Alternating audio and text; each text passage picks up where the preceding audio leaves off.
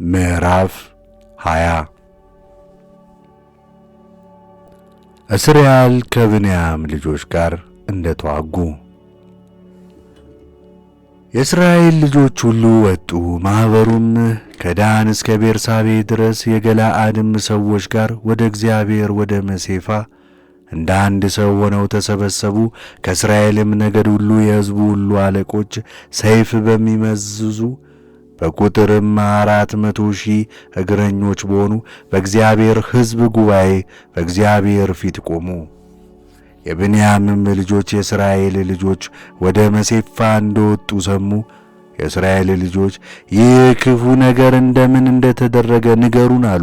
የተገደለችውም ሴት ባል ሌዋዊው እንዲህ ብሎ መለሰላቸው፣ እኔና ዕቅብቴ በዚያ ለማደር ወደ ብንያም አገር ወደ ገባዖን መጣን። የገባዖንም ሰዎች ተነሱብን፣ ቤቱንም በሌሊት በእኛ ላይ ከበቡት፣ ሊገድሉንም ወደዱ። ዕቅብቴንም አዋረዷት፣ አመነዘሩባትም፣ እርሷም ሞተች። እኔም ዕቅብቴን ይዤ በመለያዋ ቆራረጥኳት። በእስራኤልም ዘንድ እንደዚህ ያለ ስንፍና ስለሰሩ ወደ እስራኤል ርስት አውራጃ ሁሉ ሰደድኩኝ። እነሆ የእስራኤል ልጆች ሆይ ሁላችሁ ምክራችሁንና እዝነታችሁን በዚህ ስጡ። ሕዝቡም ሁሉ እንደ አንድ ሰው ተነስተው እንዲህ አሉ፣ ከእኛ ዘንድ ማንም ወደ አገሩ አይሄድም፣ ወደ ቤቱም አይመለስም። አሁንም በገባዖን ላይ እንዲህ አድርጉ፣ የዕጣችን እንዘምትባቸዋለን። በእስራኤል ላይ ስላደረጉት ስንፍና ሁሉ የብንያም ገባዖንን ይወጉ ዘንድ ለሚሄዱ ሕዝብ በመንገድ ስንቅ የሚይዙ ከእስራኤል ነገድ ሁሉ 110 ሰው ከሺውም 100 ሰው ከ10ም ሺህ 1,000 ሰው እንወስዳለን። የእስራኤልም ሰዎች ሁሉ እንደ አንድ ሰው ሆነው በከተማይቱ ላይ ተሰባሰቡ። የእስራኤልም ነገዶች በእናንተ መካከል የተደረገ ይህ ክፉ ነገር ምንድነው ብለው ወደ ብንያም ነገድ ሁሉ ሰዎችን ላኩ። አሁንም በገባዖን ውስጥ የበደሉ የዓመፅ ሰዎችን እንድንገድላቸው አውጥታችሁ ለይታችሁ ስጡን፣ ከእስራኤልም ልጆች ክፋትን እናርቃለን። የብንያም ልጆች ግን የወንድሞቻቸውን የእስራኤል ልጆች ቃል ሊሰሙ አልወደዱም። የብንያምም ልጆች ከእስራኤል ልጆች ጋር ሊዋጉ ከየከተማዎቻቸው ወደ ገባዖን ተሰባሰቡ። በዚያም ቀን ከየከተማው የመጡ የብንያም ልጆች ተቆጠሩ። ቁጥራቸው ከገባዖን ሰዎች ሌላ 25,000 ሰይፍ የሚመዙ ሰዎች ነበሩ። ከገባዖንም 700 የተመረጡ ሰዎች ተቆጠሩ። ከእነዚህም ሕዝብ ሁሉ 700 የተመረጡ ሁለቱም እጆቻቸው ቀኝ የሆኑላቸው ሰዎች ነበሩ። እነዚህም ሁሉ ድንጋይ የሚወነጭፉ ነበር፣ አንዲት ጠጉርስ እንኳ አይስቱም ነበር። ከብንያምም ልጆች ሌላ የእስራኤል ሰዎች 400,000 ሰይፍ የሚመዙ ሰዎች ተቆጠሩ። እነዚህም ሁሉ ሰልፈኞች ነበሩ። የእስራኤልም ልጆች ተነስተው ወደ ቤቴል ወጡ። እግዚአብሔርንም የብንያምን ልጆች ለመውጋት መሪ ሆኖ ማን ይውጣልን ብለው ጠየቁት። እግዚአብሔርም ይሁዳ መሪ ይሁን አለ። የእስራኤልም ልጆች በማለዳ ተነስተው በገባዖን ፊት ሰፈሩ። የእስራኤልም ሰዎች ሁሉ ከብንያም ጋር ሊዋጉ ወጡ፣ በገባዖንም ገጠሟቸው። የብንያምም ልጆች ከገባዖን ወጡ። በዚያም ቀን ከእስራኤላውያን 22,000 ሰዎች በምድር ላይ ገደሉ። የእስራኤልም ሰዎች ተበራቱ። በፊተኛውም ቀን በተሰለፉበት ስፍራ ደግመው ተሰለፉ። የእስራኤልም ልጆች ወጥተው በእግዚአብሔር ፊት እስከ ማታ ድረስ አለቀሱ። እግዚአብሔርንም ከወንድሞቻችን ከብንያም ልጆች ጋር ለመዋጋት ዳግመኛ እንቀርባለን ብለው ጠየቁ። እግዚአብሔርም በእነርሱ ላይ ውጡ አለ።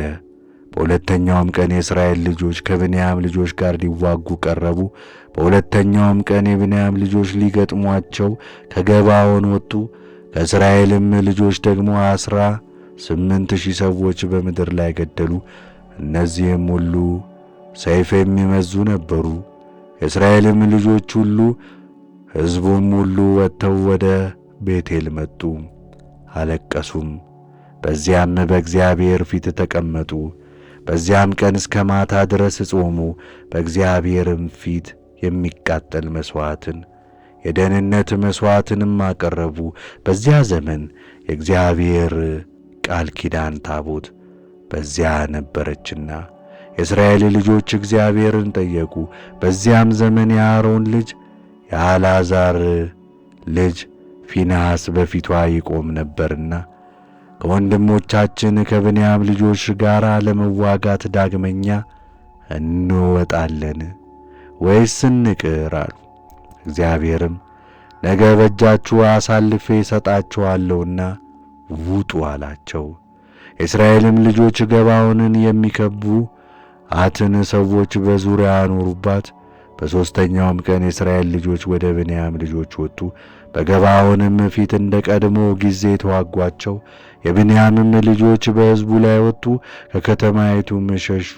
እንደ ቀድሞ ጊዜ በአውራዎቹ መንገዶች አንደኛው ወደ ቤቴል ሁለተኛውም ወደ ገባዖን ሜዳ በሚወስዱት መንገዶች ላይ ሕዝቡን ይመቱ ይገድሉም ጀመር።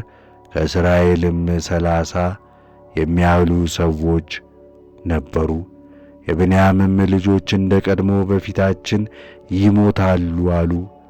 የእስራኤል ልጆች ግን እንሽሽ፣ ከከተማም ወደ መንገድ እናርቃቸው አሉ።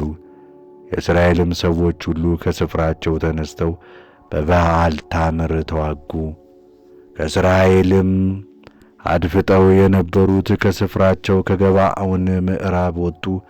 ከእስራኤልም ሁሉ የተመረጡ 10,000 ሰዎች ወደ ገባዖን አንጻር መጡ። ውጊያውም በርትቶ ነበር፣ መከራም እንዲያገኛቸው አላወቁም ነበር። እግዚአብሔርም ብንያምን በእስራኤል ፊት ጣላቸው። በዚያም ቀን የእስራኤል ልጆች ከብንያም 25,100 ሰዎችን ገደሉ። እነዚህም ሁሉ ሰይፍ የሚመዙ ነበር። እስራኤልም የብንያምን ልጆች ድል አደረጉ። የብንያም ልጆች እንደ ተመቱ አዩ። የእስራኤል ልጆች ግን በገባዖን ላይ ባኖሩት ድብቅ ጦር ታምነዋልና ለብንያም ስፍራን ለቀቁላቸው። ተደብቀው የነበሩት ፈጥነው ወደ ገባዖን ሮጡ። ተደብቀው የነበሩት መጥተው ከተማውን ሁሉ በሰይፍ ስለት መቱት። የተደበቁትም ሰዎች ከከተማው ብዙ ጢስ እንደ ደመና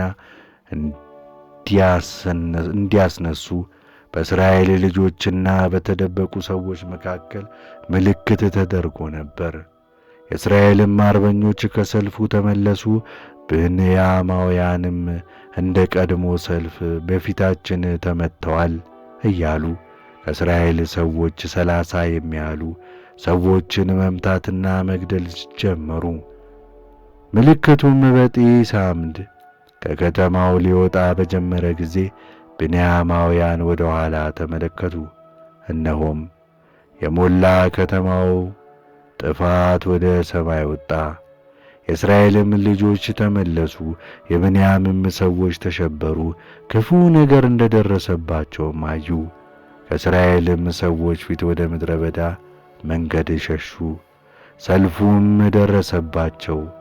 ከየከተማው የወጡት በመካከላቸው ገደሏቸው። ብንያማውያንንም ወግተው አጠፏቸው። በምሥራቅ በኩል ባለው በገባዖንም ፈጽመው ደመሰሷቸው። ከብንያምም 18,000 ሰው ሞተ። እነዚህም ሁሉ ጽኑዓን ሰዎች ነበሩ። ከእነርሱ የተረፉት ተመልሰው ወደ ምድረ በዳ ወደ ሬሞን ዓለት ሸሹ። ከእነርሱም በየመንገዱ ላይ 5,000 ሰውን ለቀሙ። ወደ ጊዳምም አሳደዷቸው። ከእነርሱም 2,000 ሰዎችን ገደሉ። እንዲሁም በዚያ ቀን ከብንያም የሞቱት 25,000 ሰይፍ የሚመዙ ሰዎች ነበሩ። እነዚህ ሁሉ ጽኑዓን ሰዎች ነበሩ። 600 ሰዎች ተመልሰው ወደ ምድረ በዳ ወደ ሬሞን ዓለት ሸሹ። በሬሞንም ዓለት 4 ወራትን ተቀመጡ። የእስራኤልም ሰዎች በምንያም ልጆች ላይ ዳግመኛ ተመለሱ። ሞላውን ከተማ ከብቱንም ያገኙትንም ሁሉ በሰይፍ ስለት አጠፉ። ያገኙትንም ከተማ ሁሉ በእሳት አቃጠሉ።